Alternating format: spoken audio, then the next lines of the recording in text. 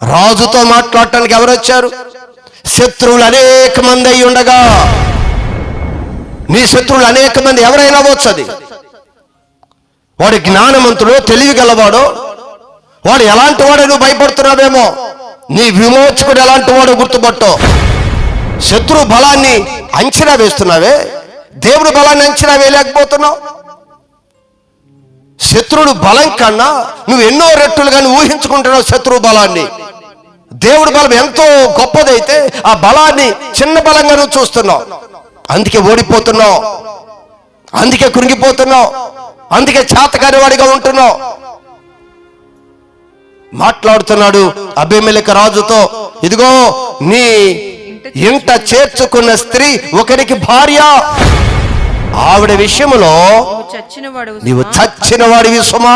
ఆ మనుషుని భార్యను తిరిగి అతనికి అప్పగించు, తిరిగి వెళ్ళి అతనికి అప్పగించు. అతడు ప్రవక్త, అతడు నీ కొరకు ప్రార్థన చేస్తాడు. నీవు బ్రతుకుతావు. నీవు ఆమెను అతనికి అప్పగించని ఎడల, అతనికి గాని నేను అప్పగించను అని ఒకవేళ తల బిరుసుగా నువ్వు సమాధానం చెప్తావేమో, నే రాజును కదా అని ఒకవేళ నువ్వు మాట్లాడతావేమో, ముందు తీసుకుని వెళ్ళి అప్పగించు.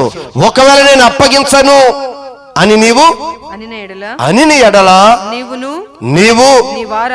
నీ వారందరూ నిశ్చయముగా చస్తారు అన్నాడు. ఒక్క మాట వణికిపోయాడు, భయపడిపోయాడు. చలి జ్వరం వచ్చింది, చలి జ్వరం వచ్చేసింది. అబ్రహాము దగ్గరికి వెళ్ళి అడుగుతున్నాడు, ఏమయ్యా, ఏమంటున్నాడు? ఎందుకయ్యా ఎలా చెప్పావు? నీవు మాకు చేసిన పని ఏమిటి? అయ్యా అబ్రహామా, అసలు నువ్వు చేసిన పని ఏంటయ్యా మాకు? నీవు నా మీదకి నా రాజ్యం మీదకి మహాపాతకం తెప్పించావే. ఏది ఇంత భయంకరమైన శిక్ష మా మీదకి తెప్పించావయ్యా అబ్రహామా? అబ్రహాం దగ్గరికి వెళ్ళాడు. రాజు చేతులు కట్టుకొని నిస్సహాయ స్థితిలో ఉన్న అబ్రహాము దగ్గరికి వెళ్ళి అబ్రహాంతో మాట్లాడుతున్నాడు. దేవుడి మాట ఈరోజు మనుషులు వణికిస్తుంది. దేవుడి మాటలో జీవం ఉంది, దేవుడి మాటలో శక్తి ఉంది. వాక్కు దిగి వచ్చే విధంగా నువ్వు దేవుని వాక్యాన్ని ధ్యానించి దేవుని దగ్గర విన్నపంచాయి.